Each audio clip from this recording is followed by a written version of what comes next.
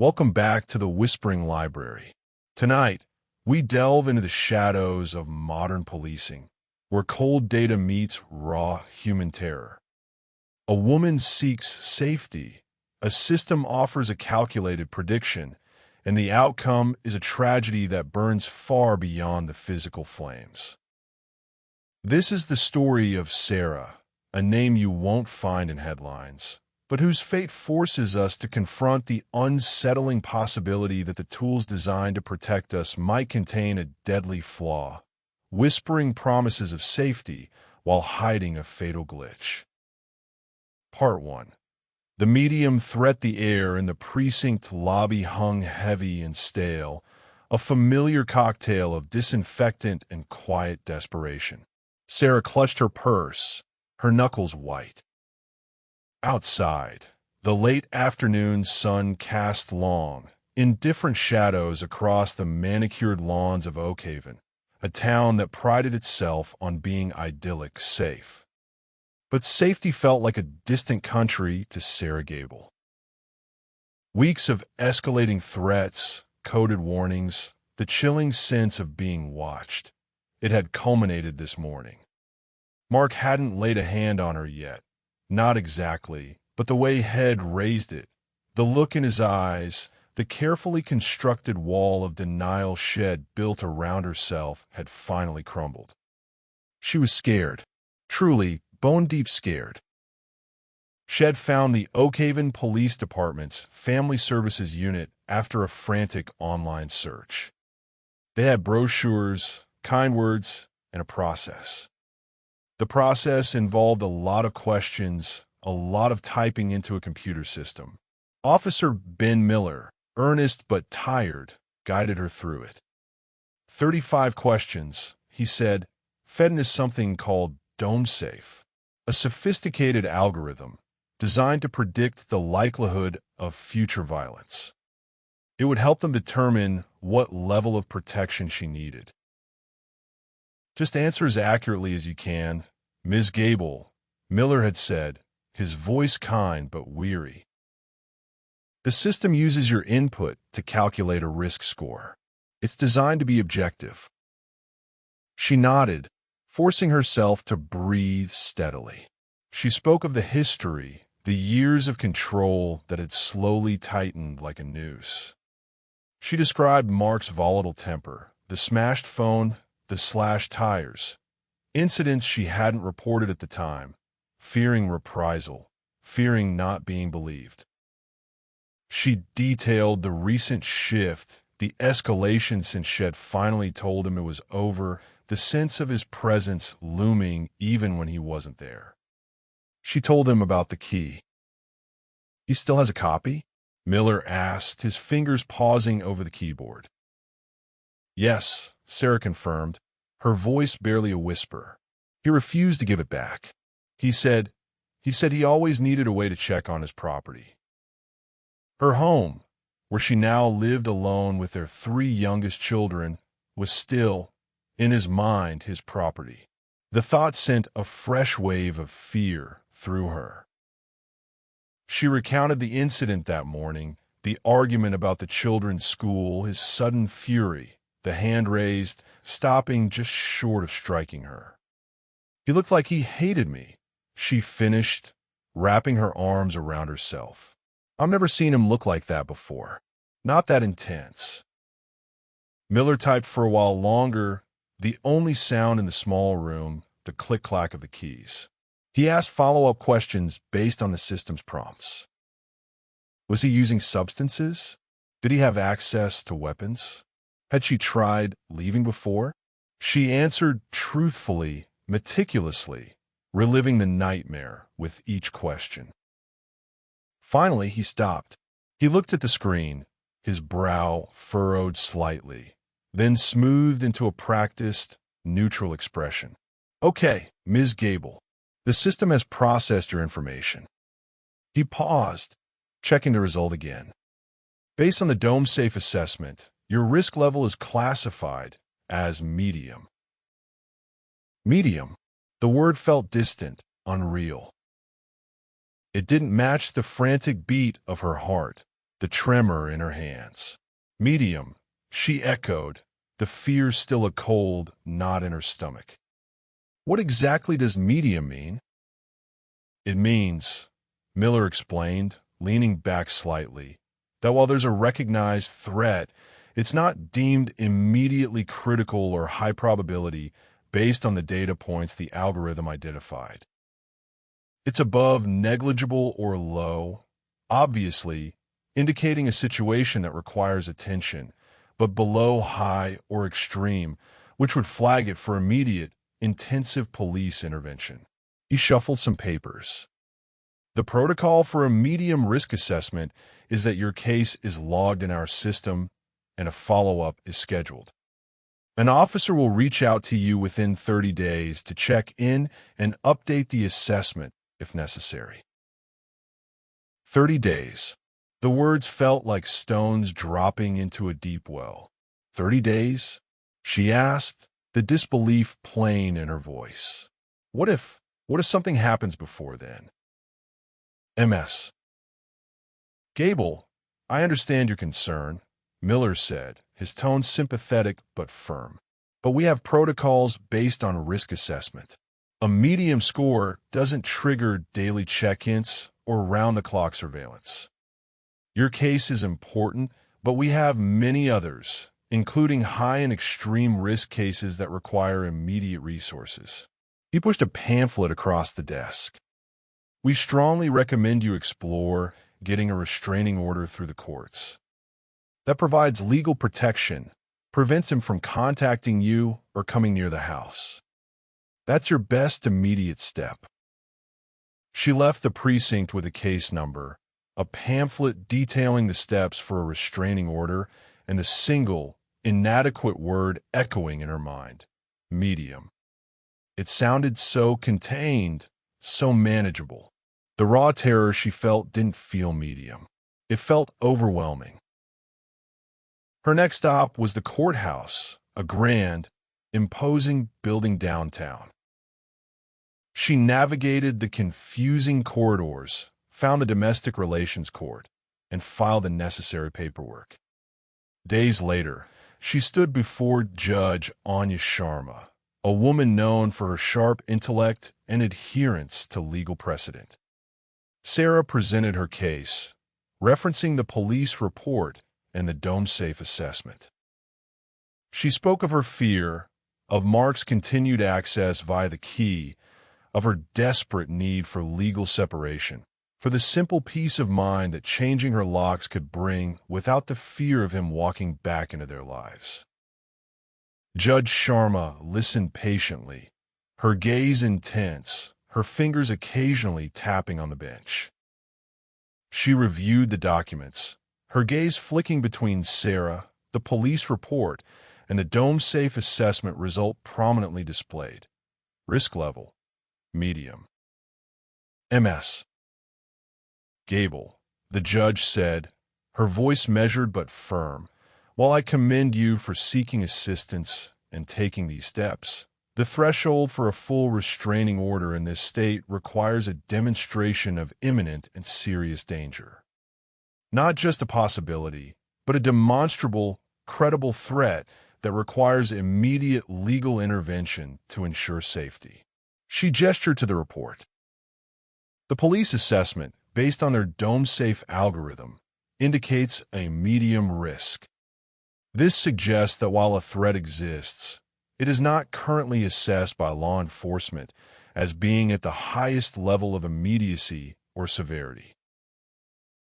Judge Sharma continued, based on the information provided today, including the police assessment and the details of the incident you described, which did not involve physical contact, I do not find sufficient evidence of the imminent, high-level threat required to grant a full restraining order at this time.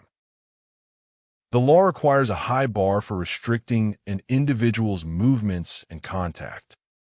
I suggest you take precautions.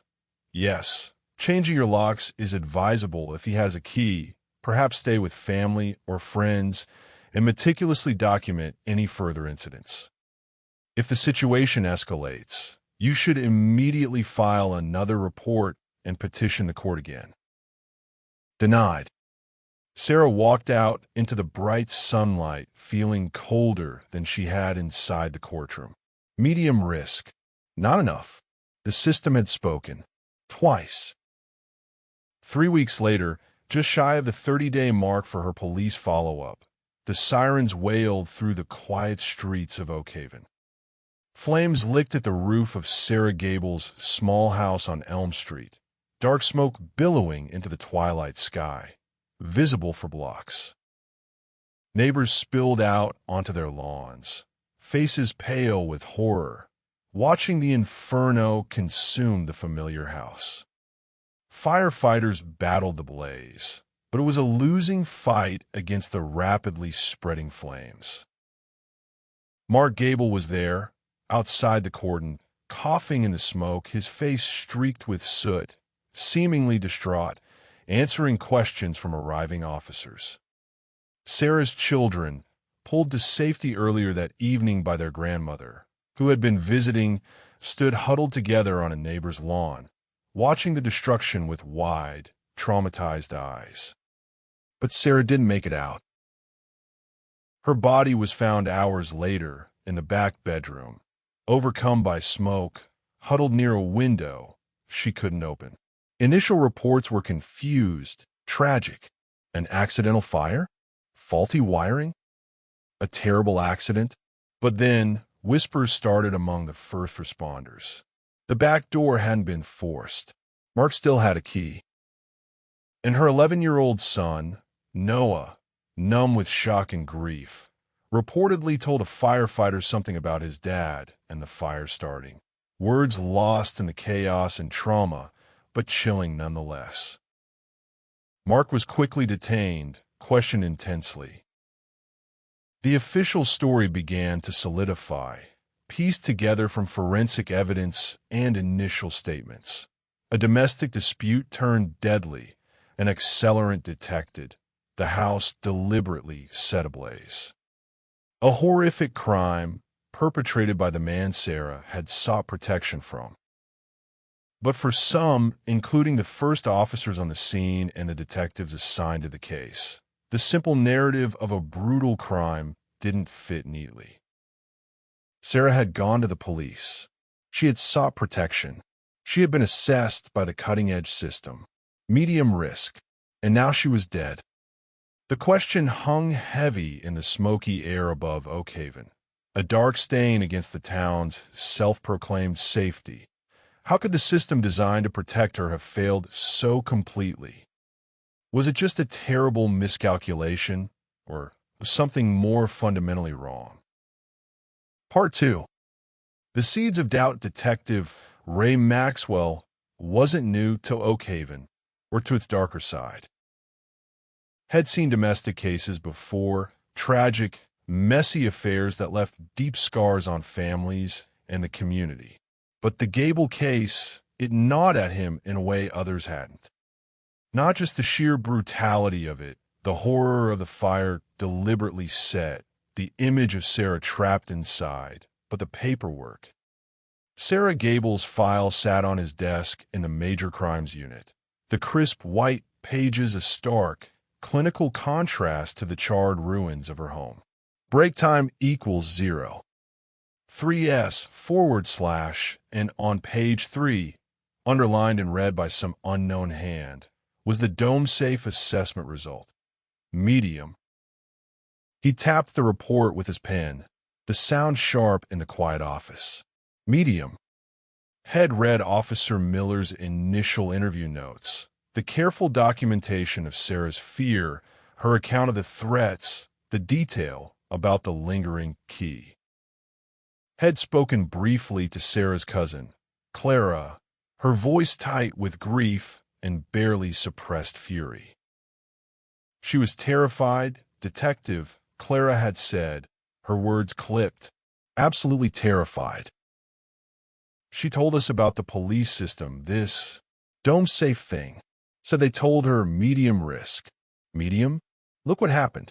How can that be medium? Ray didn't have an answer for Clara. He felt the same cold dread she did.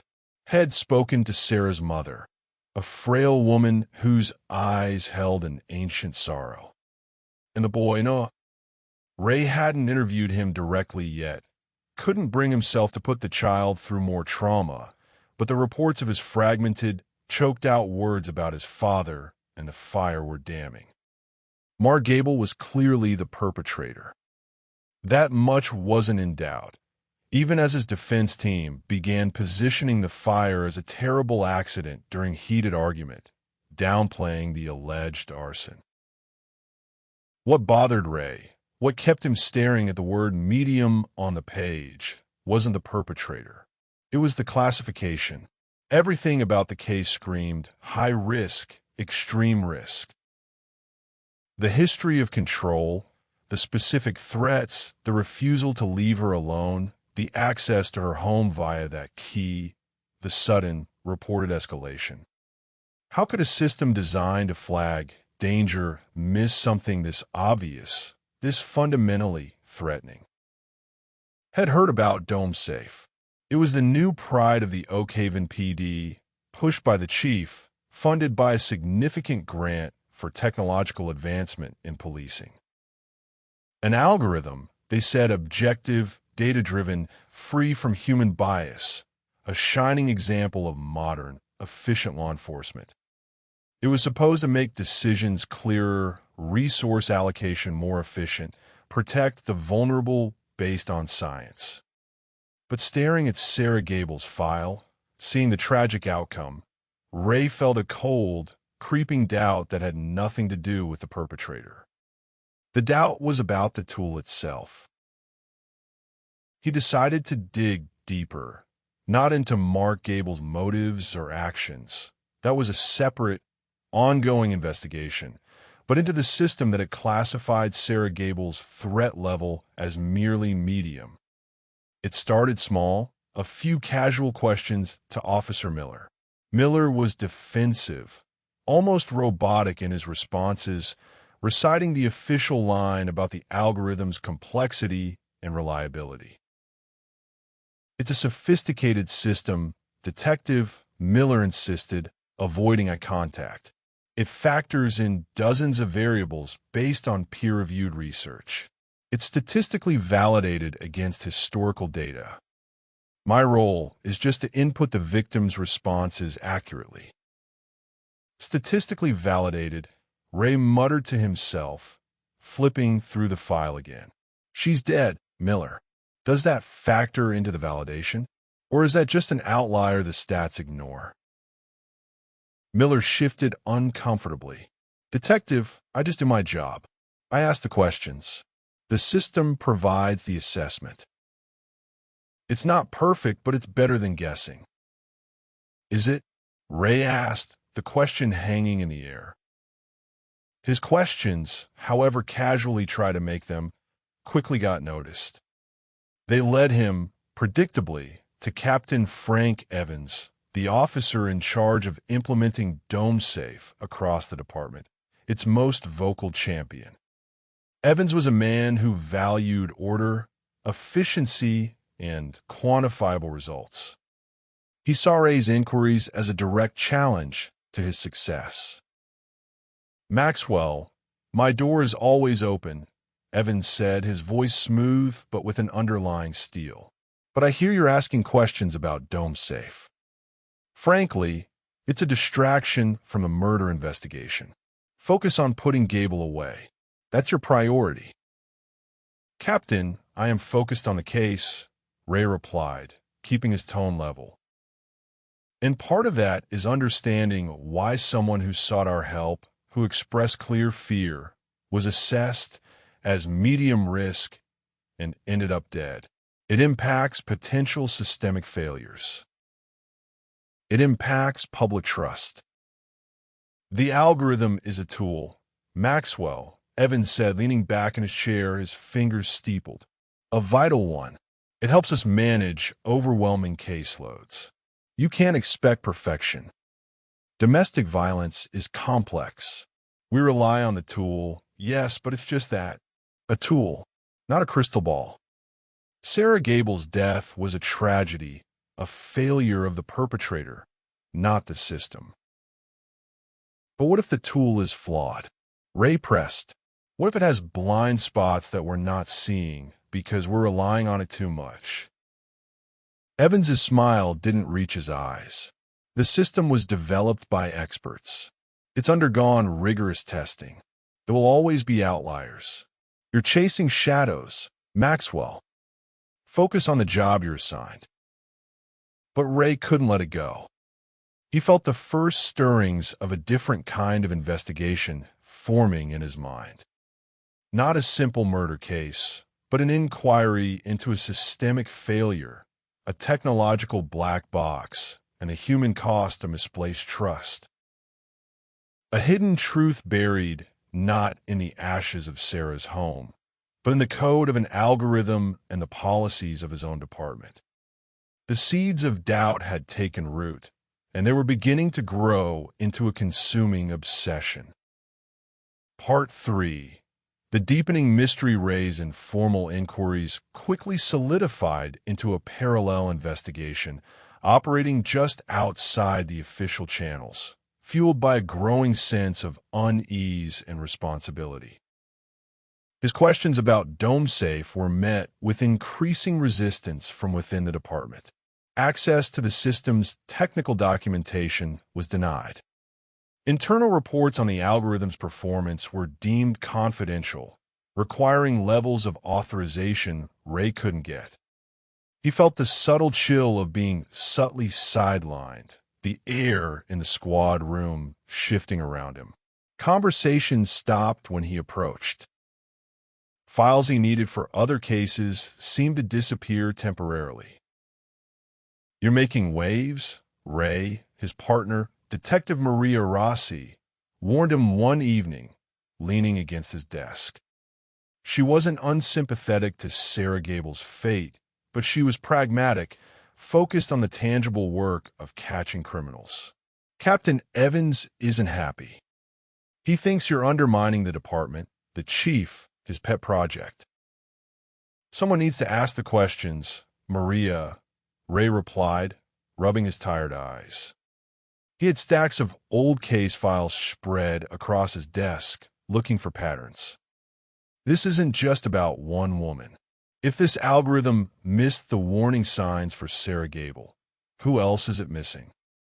How many other medium risks are out there who are actually in mortal danger?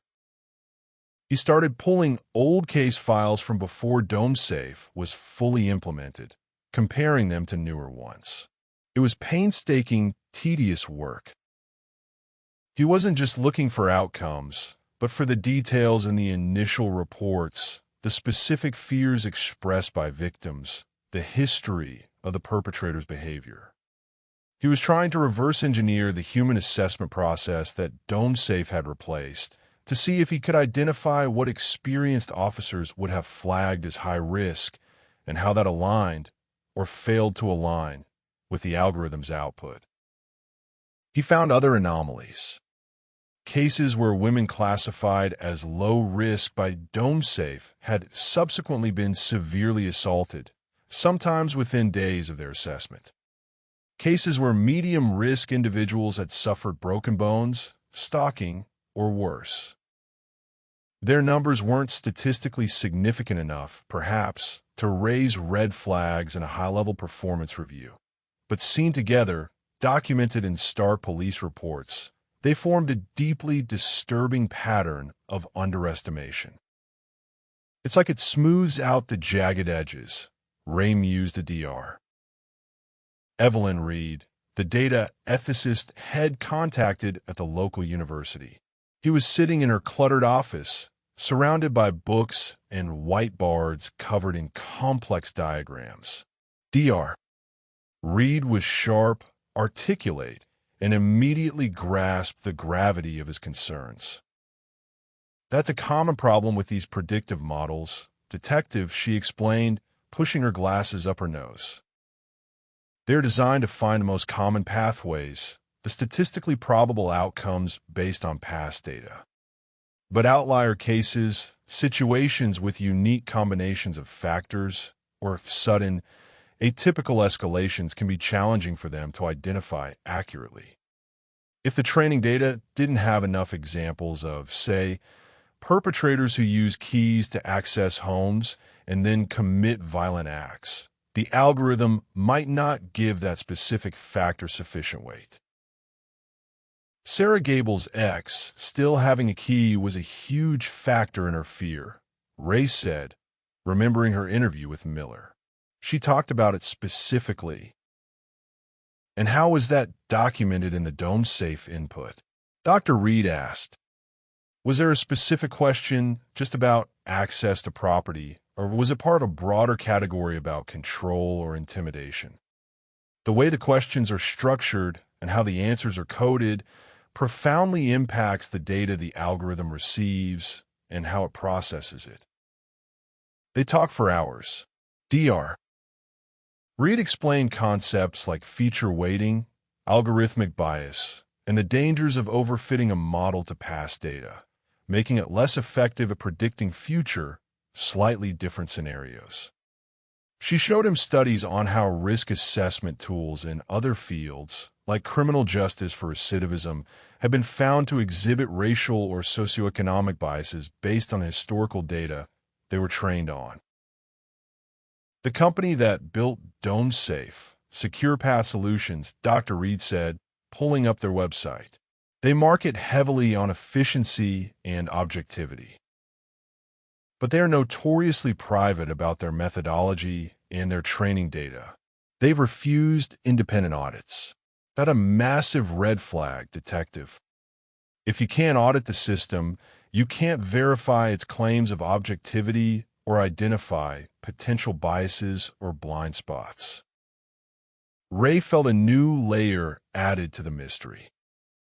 It wasn't just about whether the algorithm worked, but how it was built, whose data it was trained on, and why its internal workings were being kept secret.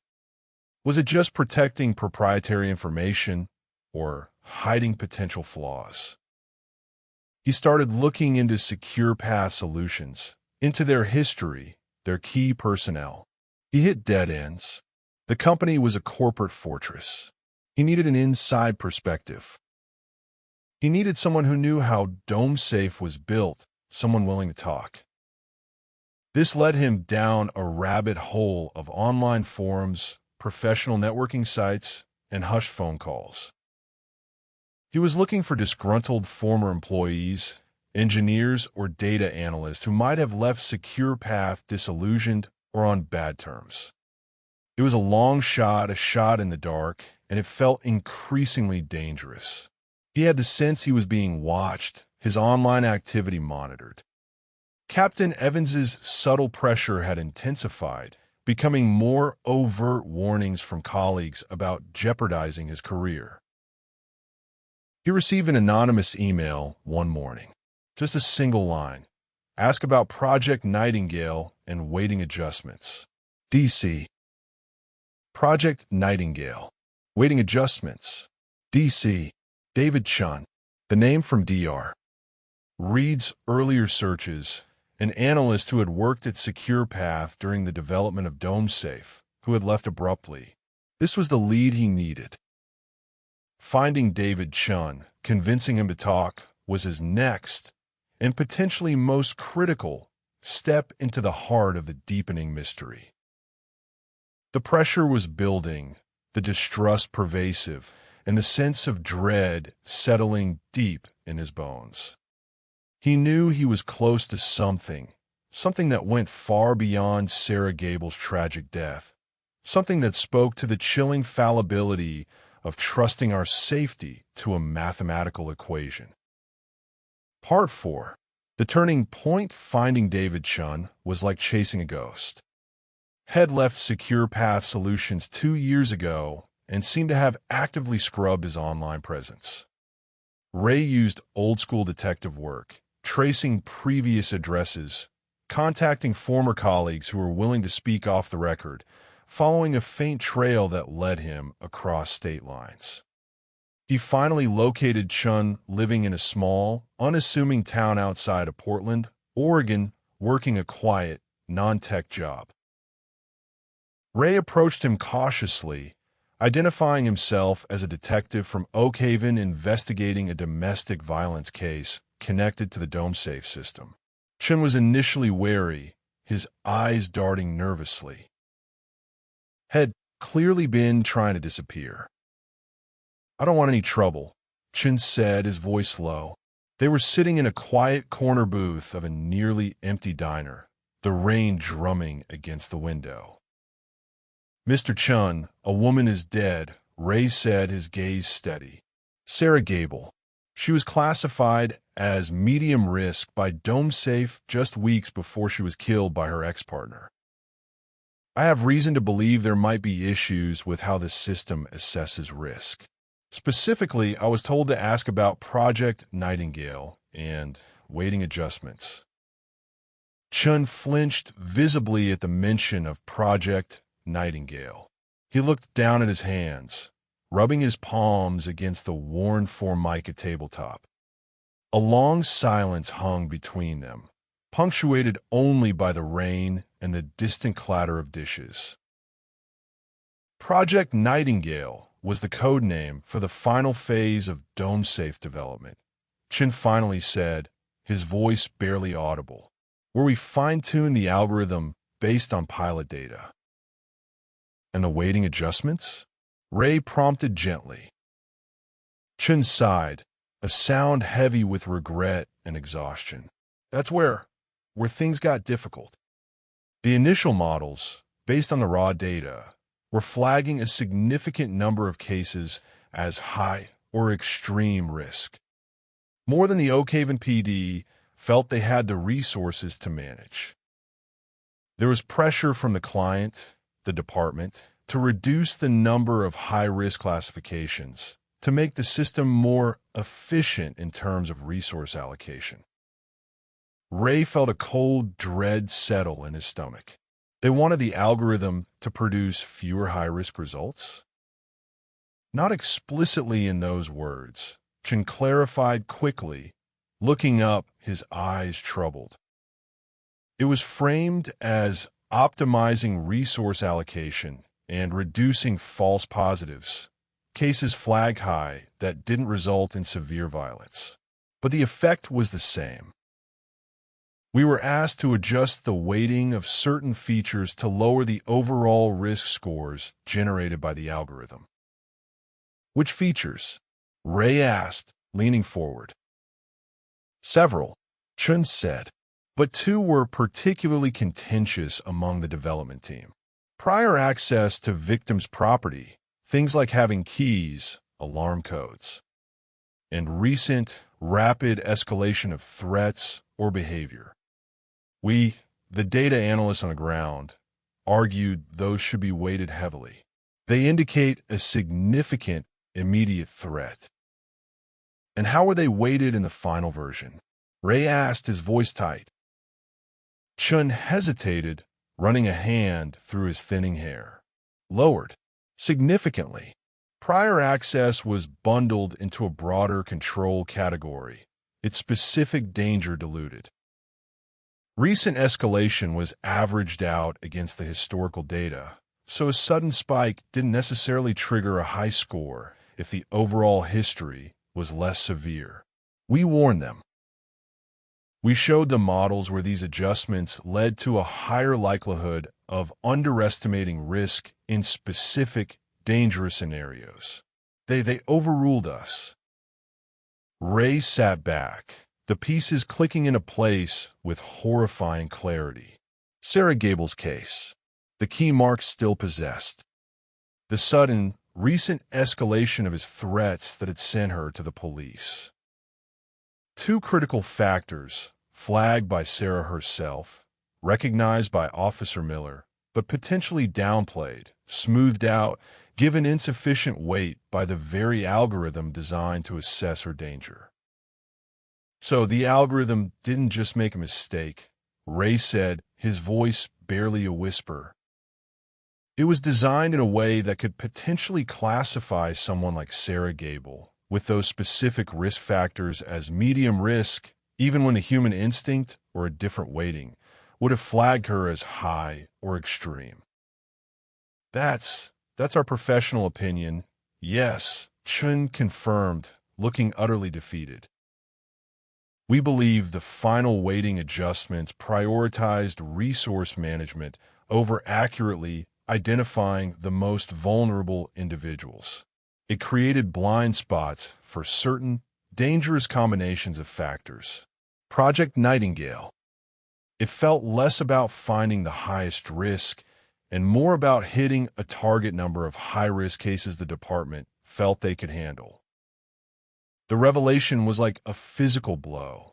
It wasn't a glitch, it was a compromise. A deliberate, if perhaps well-intentioned from a resource perspective, decision during the algorithm's development that had a direct, fatal consequence for Sarah Gable. The medium risk assessment wasn't a simple error. It was the predictable output of a system built with a critical flaw, a flaw rooted in how human fear and danger were translated into mathematical weights and measures. Ray felt a wave of nausea, followed by a surge of cold fury. This was the hidden truth. Buried in lines of code, in project documents, in the compromises made in boardrooms. Sarah Gable hadn't just been failed by a single system. She had been failed by a process that prioritized statistical efficiency over the nuanced, terrifying reality of domestic violence. This discovery changed everything. Part 5. The aftermath and lingering shadows. Ray returned to Oakhaven with David Chin's confession and the stark, technical understanding of DomeSafe's core vulnerability weighing heavily on him. Presenting his findings wasn't easy. He faced immediate and fierce opposition from Captain Evans and the department hierarchy. They dismissed Chun as a disgruntled former employee with a grudge, dismissed Dr. Reed's analysis as theoretical academic criticism, and stood by the overall success rate of DomeSafe. "You are damaging the reputation of this department. Maxwell," Captain Evans roared in a closed-door meeting, his face red with anger. "You are undermining a vital tool that is protecting countless women, based on the word of a guy who got fired and some professor who hates technology." "He wasn't fired, Captain. He quit," Ray corrected, his voice calm despite the tension, because he believed the system was being deliberately weakened. And the professor's analysis aligns with the outcomes I'm seeing in the case files. The data doesn't lie, even if the algorithm misinterprets it. Ray didn't back down. He compiled his evidence, the case files of other medium or low-risk victims who had suffered severe violence. Dr. Reed's detailed analysis of the algorithmic structure and potential biases, and David Chin's signed, if reluctant, statement about Project Nightingale and the weighting adjustments. He bypassed Captain Evans and went directly to the City Council Oversight Committee responsible for police funding and operations. The committee hearing was tense and highly publicized. Sarah Gable's family was present, their grief a palpable presence in the room. Ray presented his findings methodically, laying out the technical compromises made during DomeSafe's development and showing how those compromises directly impacted the assessment of critical risk factors present in Sarah Gable's case. Dr. Reed testified, explaining the concepts of algorithmic bias and the ethical imperative for transparency and independent audits. The immediate aftermath was chaotic. Local news outlets seized on the story, algorithm blamed for fatal flaw, system failure in Oakhaven death. There was public outcry, protests organized by victim advocacy groups demanding accountability and a full, independent audit of DomeSafe.